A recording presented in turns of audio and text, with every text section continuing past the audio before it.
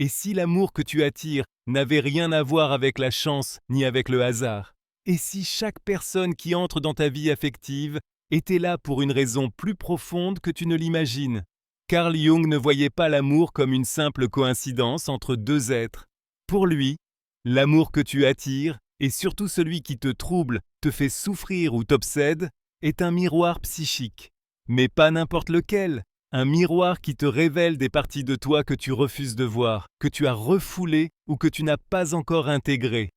C'est ainsi que fonctionne l'ombre, ce concept clé de la psychologie jungienne. Tout ce que tu refuses de reconnaître en toi se projette sur les autres, et pas sur n'importe qui, mais précisément sur ceux qui provoquent en toi des émotions intenses, qui réveillent tes insécurités, qui déclenchent ton besoin de contrôle ou ton envie de fuir. Car l'amour, celui qui arrive sans prévenir, se présente souvent sous les traits d'une opportunité. Mais en réalité, c'est un appel de ton inconscient, une sorte de maître silencieux qui ne parle pas avec des mots, mais avec des réactions, des blessures et des schémas qui se répètent. Quand quelqu'un entre dans ta vie et touche exactement l'endroit où ça fait le plus mal, il ne te détruit pas. Il te montre quelque chose qui était déjà là, quelque chose que tu ne voulais pas voir. Jung disait qu'on ne devient pas éclairé en imaginant des figures de lumière, mais en rendant l'obscurité consciente. Et dans le domaine de l'amour, cette obscurité se manifeste souvent sous forme de dépendance, de peur de l'abandon, de besoin de validation ou d'attirance pour des personnes émotionnellement inaccessibles. Ce n'est pas un hasard si tu tombes amoureuse de quelqu'un qui ne te choisit pas. Ce n'est pas une coïncidence si tu retombes dans des relations qui te laissent vide. Il y a un schéma, et ce schéma ne se brise pas avec plus d'amour venu de l'extérieur, mais avec plus de conscience intérieure. Parce que l'amour ne comble pas tes vides, il les révèle. Imagine que chaque personne que tu as aimée représente une partie de toi. Pas au sens littéral, mais symbolique. La personne froide, qui ne te répond pas émotionnellement, reflète peut-être ta propre difficulté à accepter ta vulnérabilité. Celle qui cherche à te contrôler peut être le miroir de ton besoin de maîtriser ce que tu ressens. Même celle qui semblait parfaite et t'a trahi peut incarner ta tendance à idéaliser, à projeter trop sur l'autre, à ne pas encore savoir te soutenir sans te perdre. Tu n'attires pas ces personnes par punition ou par karma. Tu les attires parce qu'elles résonnent avec certaines parties non résolues de ton histoire. Les relations ne sont pas seulement des liens affectifs. Ce sont des scènes où ton inconscient s'exprime. Et il le fait à grands cris. Alors, quand une relation te bouleverse, ne demande pas d'abord « Pourquoi m'a-t-il fait ça ?» Demande « Pourquoi ai-je permis cela ?» Quelle partie de moi recherchait cette expérience? Que me dit cette blessure? Il n'est pas facile de regarder à l'intérieur. Il est beaucoup plus confortable de blâmer l'autre, de le qualifier de narcissique, fuyant ou égoïste. Mais tant que tu continueras à placer toute la responsabilité à l'extérieur, tu revivras les mêmes liens encore et encore. Le visage changera, le prénom aussi, mais le scénario restera identique. Parce que l'amour que tu n'as pas guéri reviendra jusqu'à ce que tu comprennes ce qu'il veut t'enseigner. Jung comprenait que chaque relation est aussi un chemin initiatique. Toutes les personnes ne sont pas faites pour rester, mais toutes sont là pour te révéler quelque chose. Certaines te montrent ce que tu mérites, d'autres ce que tu tolères encore. Certaines t'élèvent, d'autres te brisent. Mais même dans la douleur, il y a de la sagesse. Même dans le chaos, il y a des messages de l'âme. Et c'est cela que la plupart refusent de voir. Derrière chaque attraction intense, chaque obsession amoureuse, il y a un écho de ton histoire personnelle qui réclame d'être entendu. Parfois, tu t'accroches à quelqu'un non pas parce que tu l'aimes vraiment, mais parce que ta blessure le reconnaît. Pas parce qu'il est ton destin, mais parce qu'il est un fragment de ton ombre incarné. Et au lieu de l'affronter, tu le romanticises, tu le justifies, tu l'idéalises. Quand quelqu'un active tes peurs les plus profondes, ne fuis pas immédiatement. Observe, ressens, écoute ce que ton corps exprime. Il se tend, il se contracte, il panique, il réclame sans cesse que l'autre le rassure. Tout cela ne parle pas de l'autre, cela parle de toi. Et voici le paradoxe. Plus tu te connais en profondeur, plus l'amour que tu attires change. Non pas parce que des personnes meilleures apparaissent magiquement, mais parce que tu ne vibreras plus avec ce que tu appelais autrefois amour, mais qui était en réalité manque. Tu ne confondras plus intensité et connexion, contrôle et engagement, anxiété et désir. Tu apprendras à voir au-delà des apparences. Et surtout, tu apprendras à dire non là où autrefois tu te taisais par peur de perdre. Mais pour arriver à cet endroit, il faut traverser la forêt sombre de la connaissance de soi. Il faut avoir le courage de regarder en arrière sans se victimiser, de regarder à l'intérieur sans se juger, et de regarder devant soi sans illusion. Car le véritable amour, celui qui ne repose ni sur le besoin ni sur la dépendance, ne se trouve pas. Il se construit à l'intérieur de toi. Et ce n'est que lorsque tu apprendras à aimer tes parties brisées que tu cesseras de chercher à l'extérieur quelqu'un pour les réparer. Il y a un instant silencieux, presque imperceptible, où quelque chose en toi fait un choix. Ce n'est pas ton esprit conscient qui choisit, c'est cette partie plus ancienne, celle qui porte en elle des mémoires accumulées, des douleurs non résolues, des croyances héritées et des attentes enfouies bien avant que tu ne saches ce que voulait dire aimer. C'est pour cela que Jung disait « Tant que tu n'auras pas rendu l'inconscient conscient, il dirigera ta vie et tu l'appelleras destin. » C'est une vérité dure, car elle place la responsabilité de nos choix affectifs là où nous refusons souvent de la voir, en nous-mêmes. Beaucoup croient tomber amoureux par affinité, par hasard ou par destin, mais en réalité, bien souvent, nous tombons amoureux de ce qui nous manque, de ce que nous rêvons secrètement d'être ou de ce que nous n'osons pas affronter.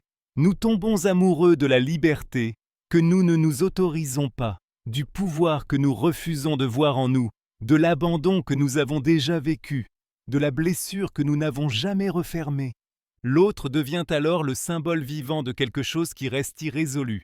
Et ce que nous appelons amour n'est souvent qu'une danse entre deux manques qui s'attirent. Une danse où chaque geste, chaque silence, chaque absence porte un sens émotionnel caché. Tu es attiré par sa confiance parce que tu doutes de toi, par son indépendance parce que tu t'oublies, par sa distance parce qu'au fond de toi, une vieille histoire t'a appris que l'amour se mendie, qu'il ne se reçoit pas avec dignité. Il y a des personnes qui entrent dans ta vie comme si elles y étaient attendues depuis toujours, des personnes qui semblent lire ton âme, qui réveillent en toi des émotions puissantes, qui deviennent une sorte de nécessité vitale. Mais ce que tu ne vois pas d'emblée, c'est que cette intensité n'est pas toujours de l'amour. Parfois, c'est un traumatisme déguisé. Parfois, c'est ton système nerveux qui reconnaît un schéma familier. Ce qui est familier, même s'il fait mal, ressemble à un foyer. Car au plus profond, tu ne cherches pas l'autre, tu cherches une expérience émotionnelle que ton corps a intégrée depuis l'enfance. Si tu as appris que l'amour était imprévisible, tu courras vers ce qui est instable. Si tu as appris que l'amour faisait mal, tu t'accrocheras à celui qui te blesse le plus. Et tout cela se produit sans que tu en sois conscient, car ce n'est pas toi qui choisis. C'est ton histoire qui le fait. C'est là que le travail intérieur devient essentiel. Il ne s'agit pas d'éviter l'amour, ni de se fermer. Il s'agit de reconnaître quelle part de toi choisit qui aimer. Est-ce ton moi adulte et conscient, celui qui sait ce qu'il mérite et se respecte? Ou est-ce que ton enfant blessé, qui attend encore qu'on le sauve, qu'on le voie, qu'on le choisisse enfin? Quand c'est l'enfant qui choisit, l'amour devient une supplique. Quand c'est l'adulte, l'amour devient un choix et non un besoin. Mais pour en arriver là, tu dois retirer tous tes masques. Tu dois regarder tes attachements avec une honnêteté radicale. Accepter que souvent, l'autre n'a pas été cruel. C'est toi qui l'as placé sur un piédestal qu'il ne méritait pas. C'est difficile à admettre, mais aussi profondément libérateur. Car lorsque tu reconnais ta part dans l'histoire, tu reprends le pouvoir que tu avais abandonné. Tu cesses de voir l'amour comme quelque chose qui t'arrive, et tu commences à le voir comme quelque chose que tu construis, que tu choisis, que tu autorises. Et cela change tout. Cela change la façon dont tu communiques, les limites que tu poses, ta manière de regarder l'autre. Tu n'as plus besoin d'être validé en permanence. Tu ne cherches plus à être réparé. Tu deviens un espace émotionnel stable. Et à partir de là, l'amour ne ressemble plus à des montagnes russes, mais à un pont.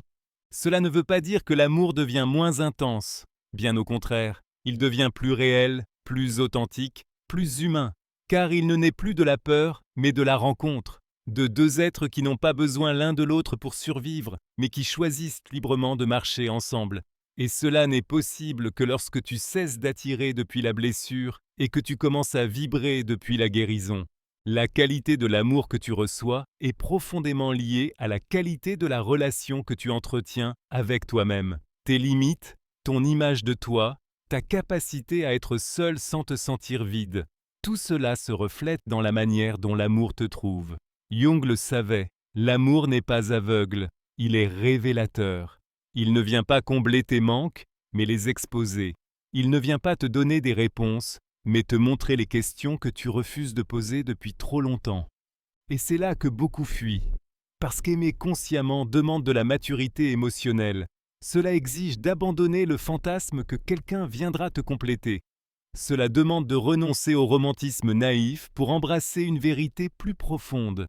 Le véritable amour commence là où s'arrête le besoin. C'est au moment où tu es capable de te soutenir pleinement toi-même que tu peux enfin t'ouvrir à un amour qui n'est plus la répétition de tes vides, mais l'expansion de ton être. Parfois, nous croyons que l'amour est une chance, une coïncidence, un cadeau du destin.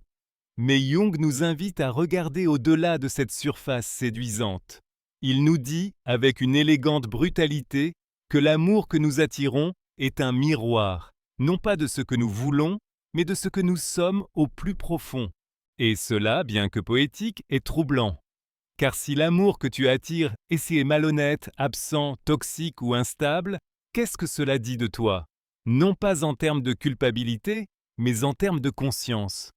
Personne ne choisit délibérément d'être blessé, mais beaucoup choisissent inconsciemment ceux qui savent déjà comment le faire. Parce que c'est familier, parce que cela, même si cela fait mal, correspond à une histoire intérieure que nous rejouons depuis des années. Quand on commence à observer les schémas de ces relations, on découvre des échos, des répétitions, des figures différentes, avec des visages similaires, des situations qui, bien qu'elles changent de décor, reviennent toujours au même point émotionnel. Et c'est là, dans cet espace invisible entre désir et douleur, que réside la véritable origine de ce que nous attirons. Tu attires ce que tu crois mériter, même si tu n'as pas conscience de cette croyance. Tu attires selon l'énergie que tu émets quand tu es seul, selon la manière dont tu te parles quand personne ne t'écoute, selon comment tu gères ton vide, selon ton niveau d'acceptation de toi-même. L'autre ne fait que répondre à l'appel que tu lances sans mots. C'est pourquoi certaines personnes deviennent sans s'en rendre compte des aimants à relations déséquilibrées. Non parce qu'elles le cherchent, mais parce qu'elles ne se connaissent pas encore assez pour se protéger de ce qui leur nuit. Et là est la clé. L'amour que tu attires révèle ton degré de connaissance de toi-même. Il ne s'agit ni de beauté, ni d'intelligence, ni même de gentillesse. Il s'agit de ta vibration émotionnelle, de ce que ton inconscient tolère et considère comme normal, des histoires que tu portes et que tu n'as pas encore osé raconter. L'amour n'est donc pas seulement un lien avec un autre, c'est un outil de révélation, une manière pour la vie de te montrer tes propres limites. L'autre devient un théâtre où tes blessures apparaissent. Et c'est pour cela que nous aimons souvent avec peur, avec urgence, avec dépendance. Parce que nous n'aimons pas depuis notre plénitude, mais depuis notre manque, depuis l'illusion que l'autre viendra refermer une blessure que nous ne savons même pas nommer. Mais l'amour ne peut pas guérir ce que tu refuses de regarder. Il ne le peut pas. Tout ce qu'il peut faire, c'est te secouer, te montrer, t'exposer. Et ensuite, c'est à toi de décider. Veux-tu utiliser ce miroir ou le briser? Il y a cette idée très répandue selon laquelle l'amour justifie tout. Que si ça fait mal, c'est que c'est profond. Que si ça te consume, c'est que c'est réel. Mais Jung ne le voyait pas ainsi. Pour lui, l'amour véritable ne te fracture pas. Il t'intègre. Il ne te laisse pas en ruine. Il t'élève vers ta totalité. Et cette totalité implique de voir non seulement ta lumière, mais aussi ton ombre, ta jalousie, tes peurs, ton besoin de contrôle, tes insécurités. Parce que l'amour fait remonter non seulement le meilleur de toi, mais aussi ce que tu avais caché. Et cela, loin d'être une tragédie, peut devenir une opportunité. L'opportunité de rendre conscient l'inconscient, de transformer le lien en chemin, d'utiliser la relation non comme refuge, mais comme école. Mais cela demande du courage, car une fois que tu comprends que l'amour que tu attires n'est pas un accident, mais un reflet, tu ne peux plus continuer à blâmer l'autre, tu ne peux plus continuer à fuir, tu dois t'arrêter et regarder en toi. Quelle part de toi a choisi de rester là où elle n'était pas vue? Quelle part de toi s'est sentie à l'aise dans l'absence? Quelle part de toi a cru qu'elle ne méritait pas mieux? Ces questions ne sont pas faciles, mais elles sont nécessaires. Car la réponse n'est pas dehors, elle ne l'a jamais été. Et tant que tu ne feras pas ce travail, tu continueras à attirer le même type d'amour encore et encore. Les noms changeront, les corps, les promesses, mais le fond restera le même. Parce que le scénario reste intact, et toi seul peux le réécrire. Pas avec des affirmations creuses, ni avec des recettes de développement personnel superficielles, mais avec une exploration honnête et profonde de ton histoire émotionnelle, de ton enfance, de tes liens primaires, de tes croyances sur l'amour. Car c'est là que tout commence. C'est là que le schéma prend forme. Et tant que tu ne retourneras pas à cette origine, tu rejoueras encore et encore la même mélodie, même si la chanson change. L'amour que tu attires n'est pas un hasard. C'est une lettre écrite par ton inconscient et envoyée à l'univers sans que tu t'en rendes compte.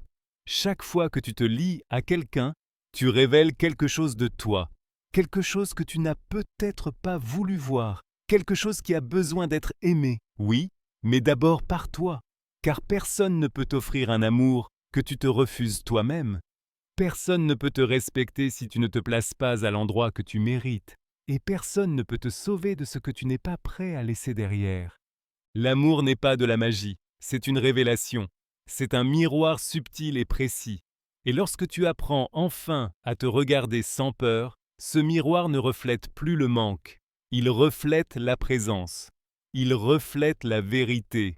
Il y a quelque chose de profondément révélateur dans le fait d'observer comment quelqu'un aime lorsqu'il ne cherche plus à impressionner. Lorsque le jeu de la séduction est derrière et qu'il ne reste que l'authentique, le brut, l'inévitable. C'est là, au moment exact, où l'amour cesse d'être une promesse pour devenir un acte quotidien, que se révèle la véritable structure émotionnelle de l'individu.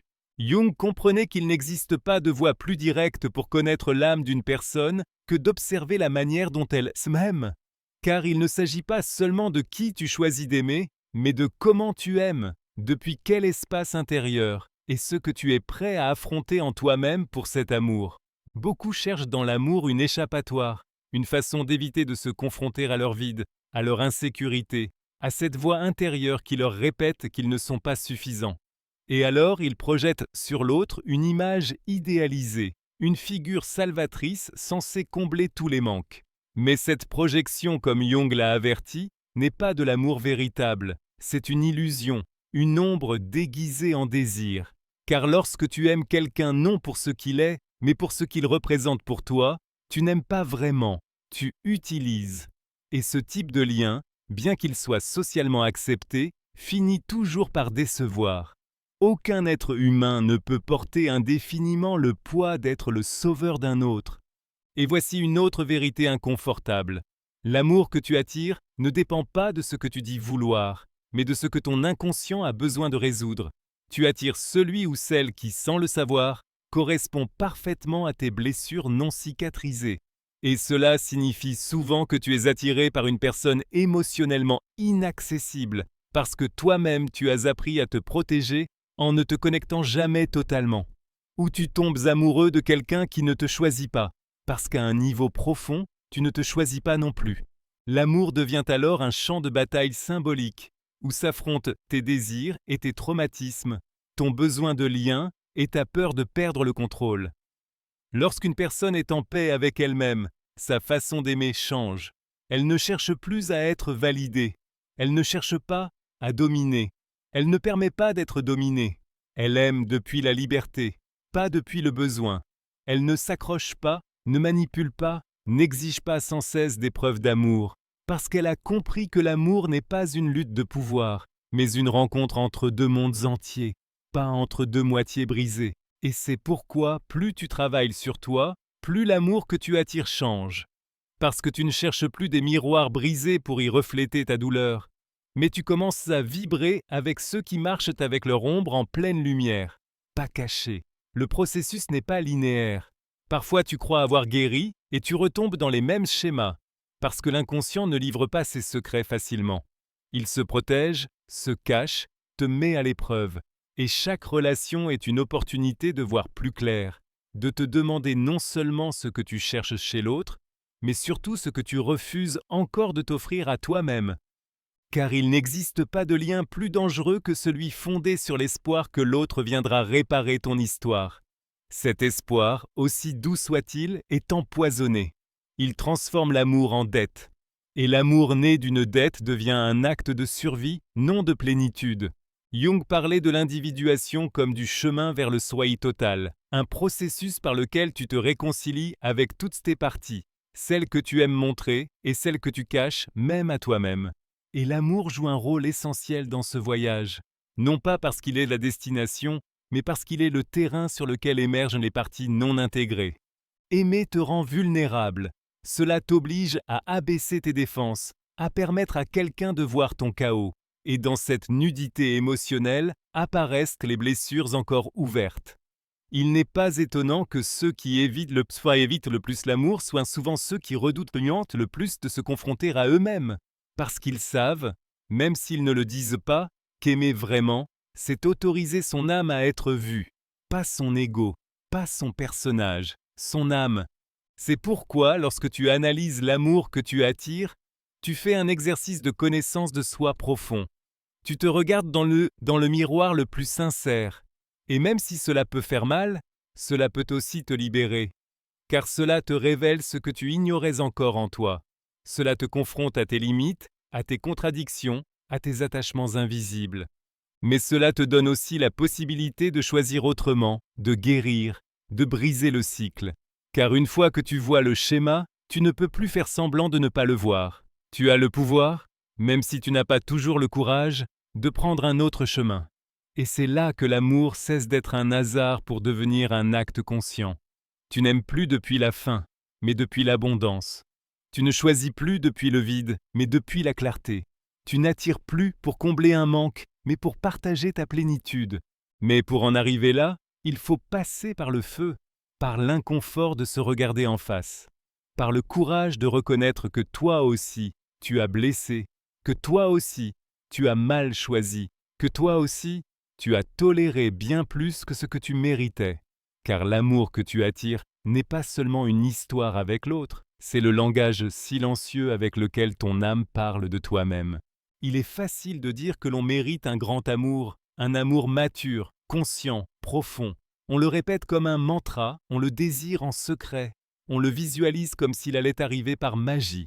Mais la question que Jung nous inviterait à nous poser n'est pas « quel type d'amour veux-tu ?», mais bien « quel type d'amour es-tu capable de soutenir ?»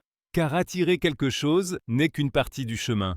Le vrai défi, c'est de le maintenir, d'affronter ce que cela réveille en toi, et de ne pas saboter la relation au moment précis où elle vient toucher des zones sensibles que tu préférerais garder endormies. Ce que beaucoup appellent « amour véritable » n'est souvent que le reflet d'une relation dans laquelle les deux ont fait le travail intérieur nécessaire pour ne pas utiliser l'autre comme extension de leur vide. Parfois, l'amour que tu attires est puissant, mais il n'est pas sain. Il te consume, t'entraîne, t'obsède. Et même si tu le confonds avec de la passion ou de l'intensité, cela reste une forme de souffrance déguisée en lien. Jung expliquait que ces relations intenses sont souvent le résultat d'une projection puissante de l'anima ou de l'animus, des figures intérieures qui représentent notre côté féminin ou masculin inconscient. Lorsqu'on rencontre quelqu'un qui incarne ces archétypes, on ressent une attraction irrésistible, presque magique. Mais en réalité, on ne voit pas l'autre. On voit une part de nous projetée à l'extérieur. On tombe amoureux d'une image que l'on a construite, pas de la personne réelle. Et lorsque cette image s'effondre, car cela arrive toujours, nous sommes bouleversés. Non par la perte de l'autre, mais par l'effondrement de la fantaisie.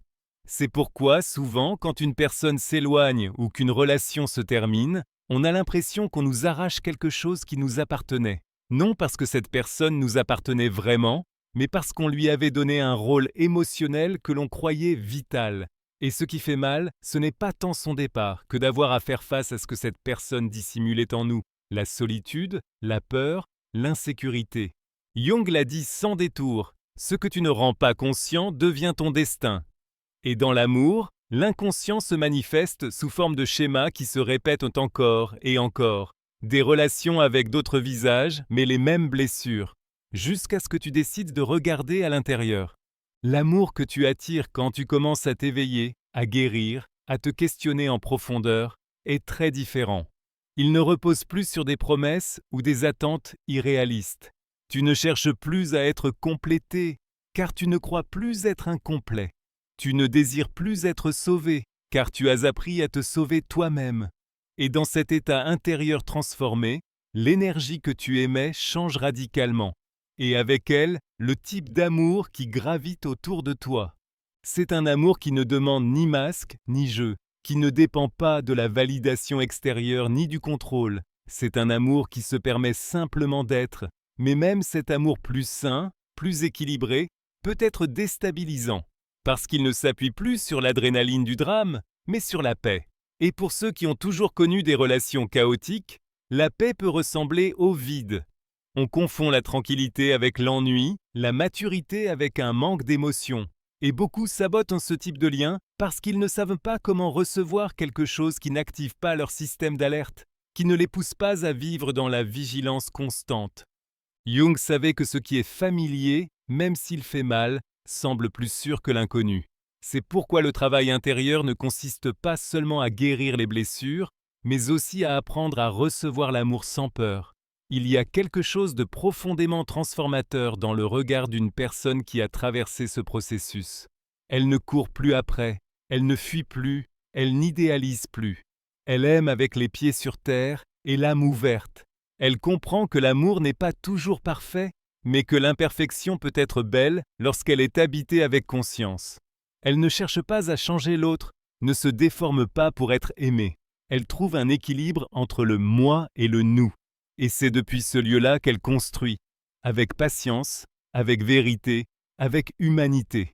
Quand tu arrives à ce point, l'amour cesse d'être une obsession pour devenir un choix. Chaque jour, tu choisis d'être là, de choisir l'autre, mais sans cesser de te choisir toi.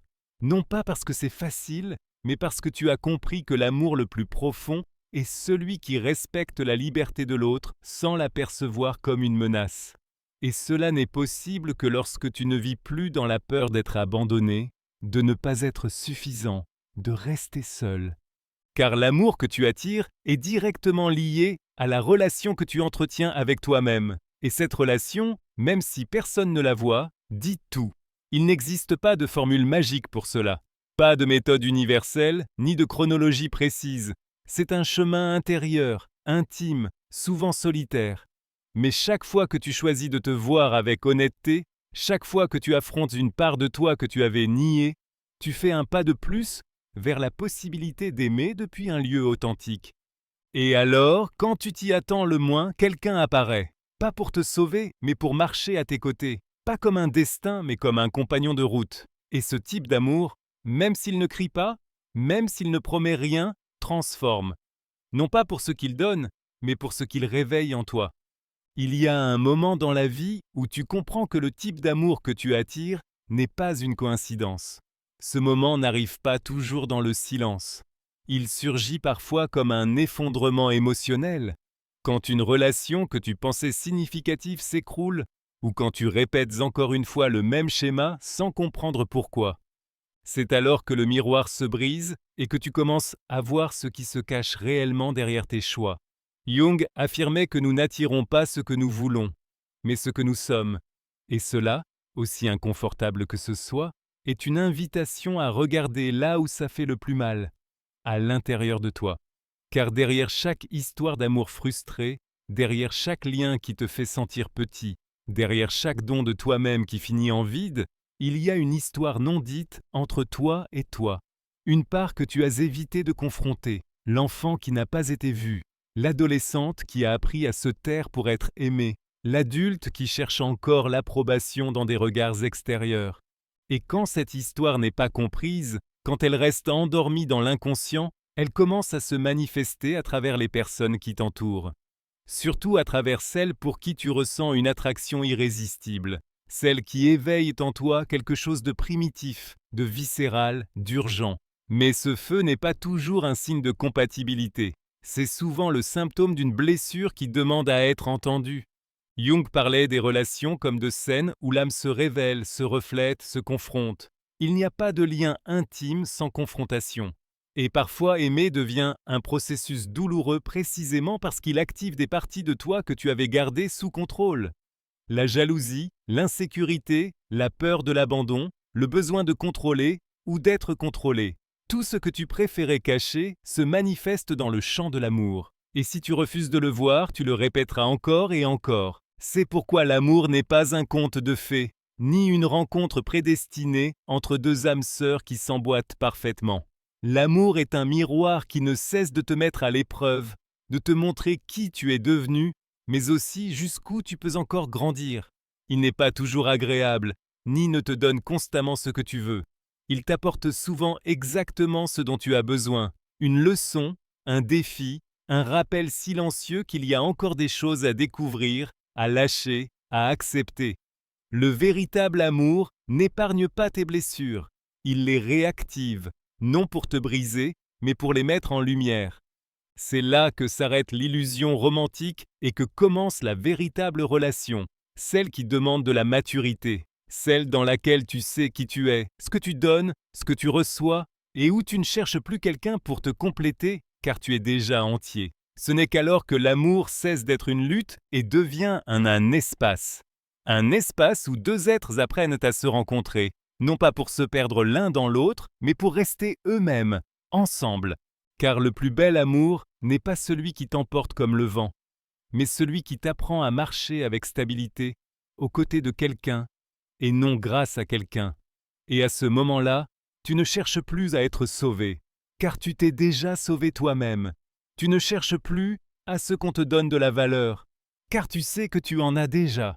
Et tu ne cherches plus de validation dans le regard de l'autre, car tu as appris à te regarder avec les yeux de l'acceptation. Alors, la prochaine fois que l'amour te touche, ne te demande pas s'il est destiné. Demande-toi ce qui, en toi, est prêt à le recevoir, à le porter, à le reconnaître. Car l'amour, le véritable amour, n'est pas quelque chose qui arrive, c'est quelque chose qui se construit à l'intérieur, lentement, sincèrement. Et lorsqu'il est construit sur des fondations saines, il devient une révolution silencieuse. Non pas celle qui change le monde, mais celle qui te change, toi.